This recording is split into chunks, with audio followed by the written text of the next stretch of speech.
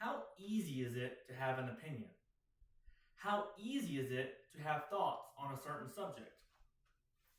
I cannot speak for everyone, but my brain is always spinning, and I oftentimes have complex conclusions about subjects I arguably have no business talking about, and quite frankly, am just ignorant about.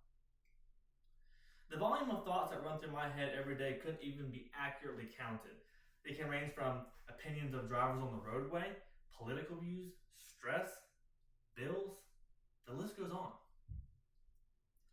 Despite the fraction of examples I just mentioned being different in their own nature, there is one thing that they all have in common. They are thoughts and opinions that involve me, but none of them deal specifically with me.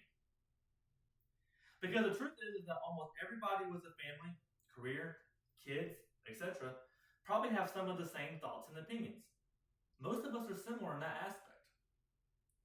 However, everybody is unique as well, meaning everybody is different and has their own traits, tendencies, personality, things they like to do, things they don't like to do, their culture, values, their own beliefs. The list goes on. So where am I going with all of this? When is the last time you thought about yourself? Specifically yourself. When is the last time you self-reflected on specifically yourself? And I'll take it a step further. You often have thoughts on other things around you, but have you ever thought about what people think about you? How do people perceive you as a person? I thought long and hard about how self-aware I really am. I reflected on who I am as a person, and I really asked myself, how do people perceive me? So I started brainstorming. I know I can be unconsciously abrasive. Oftentimes, people find me overly loud. I feel like I am an ambitious person and by nature, and I often drive myself on the idea of being successful. But instead of attempting to brainstorm on what I think about myself, why not ask the people that are around me every single day? So I asked my coworker Dean. Dean and I have been partners on an ambulance for 3 years. At first, it was safe to say we were not much alike. But over time, we have become close friends. So I asked him during downtime one day at work, Dean, how do you perceive me? And after some lengthy explaining on what I meant by that question, he gave me a 2-part answer. His initial thoughts and his current thoughts. He explained to me at the beginning he felt I was arrogant and untrusting of anybody subordinate to me. He felt I was inconsiderate of other people. This comes from him being an EMT, and at the time, I was being a full-time paramedic, and technically speaking, I was his superior.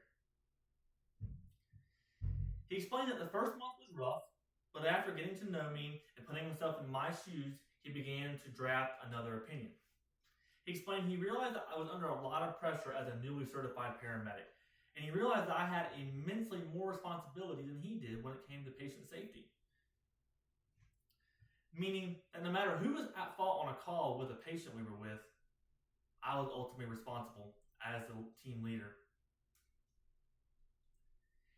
After this, he explained to me that he felt like he was the one being inconsiderate of what I was going through.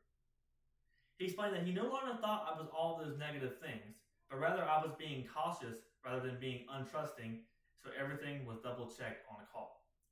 He explained that he no longer thought I was being inconsiderate of other people's opinions, but rather making executive decisions as the team leader so everybody's best interest was at heart. He explained that he no longer thought I was such a bad guy after all, but rather I was being protective and thinking in the best interest of everybody involved and not just one singular person. To conclude all of this testimony, it comes down to one simple lesson. Rather than having a bunch of opinions about people, why don't we think more into the why of why people are the way they are?